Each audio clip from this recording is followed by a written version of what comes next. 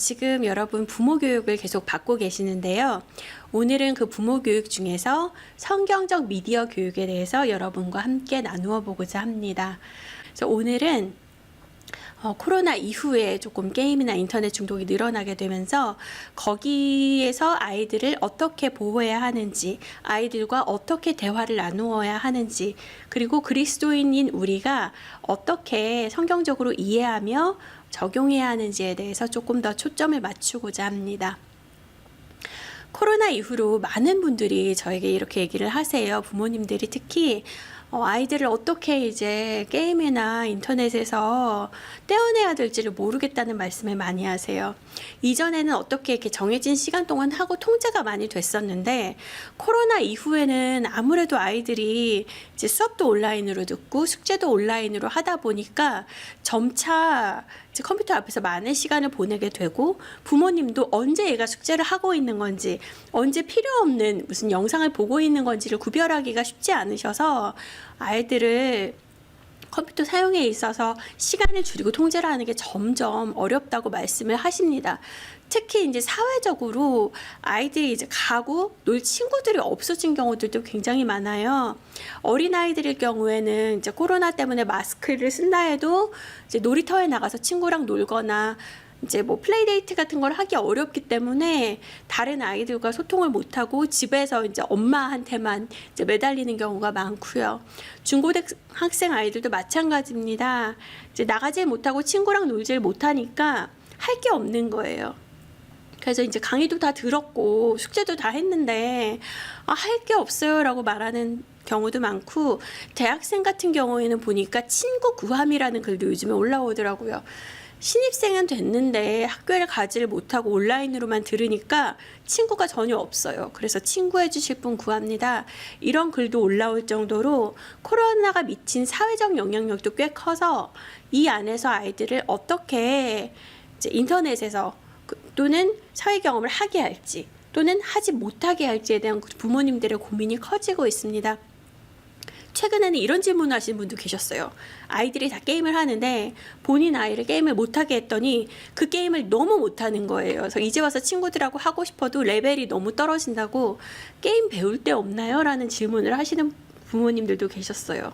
그만큼 고민도 점차 다양화되고 이것을 아이랑 어떻게 대화를 해나가야 되는지에 대한 그런 고민들도 점차 이전하고 달라지고 있습니다. 사실 저희 부모 세대에는 게임 중독, 인터넷 중독이라는 용어 자체가 없었어요. 사실은 인터넷도 없었죠. 예전에는 PC 통신이라고 기억하시는지 모르겠는데 이제 뭐 90년대에 뭐 그때 대학을 이후에 이제 대학을 다니신 분들, 지금 아마 40대 정도이신 분들은 고등학교 때나 대학교 때 이제 컴퓨터가 조금 일반화돼서 그걸로 리포트도 내고 하면서 컴퓨터 사용에 익숙해지신 분들이 꽤 많으세요. 그때는 게임도 이제 뭐 인터넷이 없고 다 PC 통신 뭐 이런 걸로 했기 때문에 이제 게임하러 다른 비디오방이나 게임방, PC방 같은 데 가서 게임을 했었고요. 디스크 같은 거 받아서 했었죠. 이제 그런 시대였고, 지금 30대이신 분들은 이제 그때보다는 이제 뭐 PC방이나 이런 게 조금 일반화되신 그런 환경에서 자라셨고요. 20대나 10대는 이제 스마트폰이 조금 어느 정도 활성화된 이후의 세대들이어서 스마트폰이 아주 익숙합니다. 지금 어린아이들 같은 경우에는 이제 태어나서 이제 눈 뜬 지 얼마 안 돼서 보면 부모님들이 스마트폰이나 이제 스마트 기기를 가지고 있어요. 그래서 울거나 보채면 이제 주시고 심심하면 주시고, 그래서 어떻게 보면 어디에 나가서 가서 게임을 해야 되는 그런 환경이 아니라 집에서도 얼마든지 클릭 한 번이면 이제 게임이나 인터넷 영상을 볼 수 있는 그런 손쉬운 세대가 되었습니다. 그래서 분리하기가 더 어렵고 옛날에 우리는 나가서 놀았어요 라고 말하기에는 아이들이 그것을 이해하지 못하는 세대 격차가 불과 몇십 년 만에 너무 벌어졌어요. 그러면 이제 하루 종일 뭐 예를 들어서 게임 개발자 같은 분들은 하루 종일 게임을 하시는 분들도 있으실 수 있잖아요.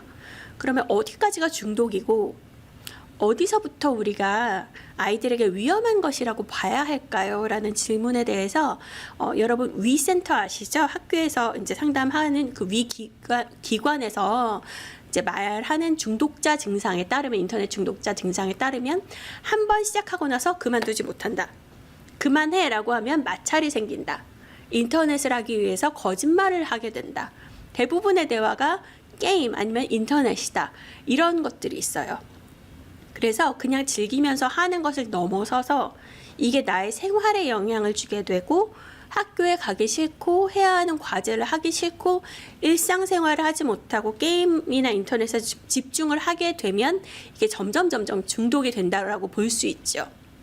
그러면 이제 부모님들이 이런 아이들을 어떻게 지도해야 될까라는 예방 지침에 대해서도 말을 하고 있는데요. 어떻게 보면 여러분들이 많이 아시는 거기도 해요. 이제 게임 시간을 이제 통제를 하되 이것을 강압적으로 하기보다는 자녀랑 이야기해서 정한다. 굉장히 이상적인 얘기죠. 그리고 컴퓨터는 보통 가족들이 볼 수 있는 공간에 놔둔다. 공용 공간에.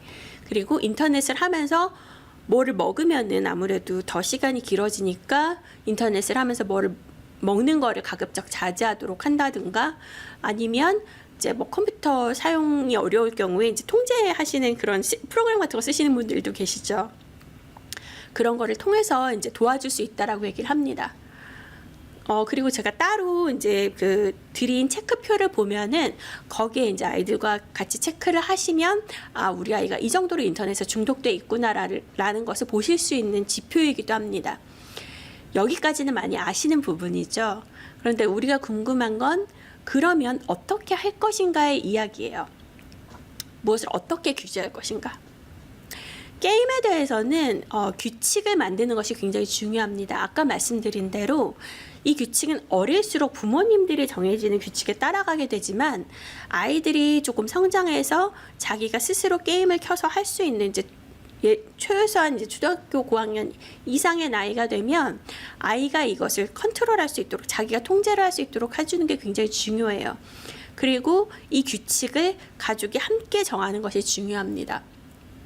그래서 먼저 이제 지금 말씀드린 조금 학령기에서 조금 초등학교 뭐 한 3, 4학년 이상 중고등학교 아이들에 대해서 먼저 얘기를 하고 그 다음에 이제 그 아래 연령은 부모가 통제할 수 있는 여지가 조금 더 높으니까 이후에 그 연령에 대해서 얘기를 한번 해보고자 합니다. 자녀랑 어떻게 게임 규칙을 같이 정할까? 충돌할 수밖에 없죠. 부모님들은 게임을 덜 하기 원하고 아이는 더 하기 원해요. 부모님은 시간을 줄이기 원하고 아이는 시간을 늘리기 원해요. 그런데 부모님들이 공통적으로 아이들에게 하시는 질문이 있어요. 너 게임 몇 시간 했어? 게임 얼마나 했어? 라는 거 많이 물어보시죠? 부모님들 사이에서도 마찬가지예요. 뭐 너 요즘 그 집에는 게임 얼마나 해요? 뭐 30분 해요? 뭐 1시간 해요? 저희는 20분이다가 40분으로 늘렸는데 부족하대요 라고 얘기를 해요. 그런데 저희가 다른 컨텐츠, 다른 미디어 중에서도 유독 게임에 대해서만 시간으로 얘기를 하고 있어요.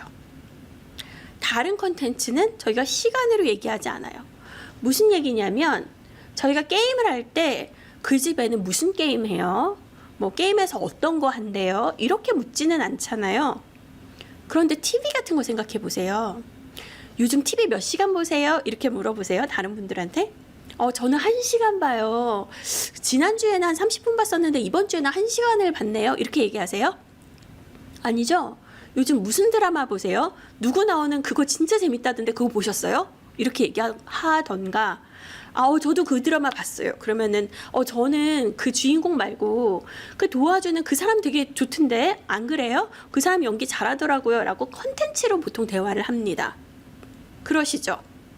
영상도 마찬가지예요. 뭐 지난주에 영화 몇 시간 보셨어요? 영화 보러 가셨다면서요. 그 영화 몇 시간짜리였어요? 라고 얘기를 하지 않아요. 뭐 보셨어요? 어떤 내용이셨어요? 라고 얘기를 해요.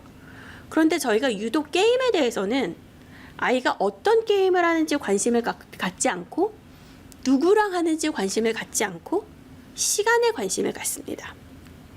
그러면 아이를 제대로 이해하기가 너무너무 어려워요.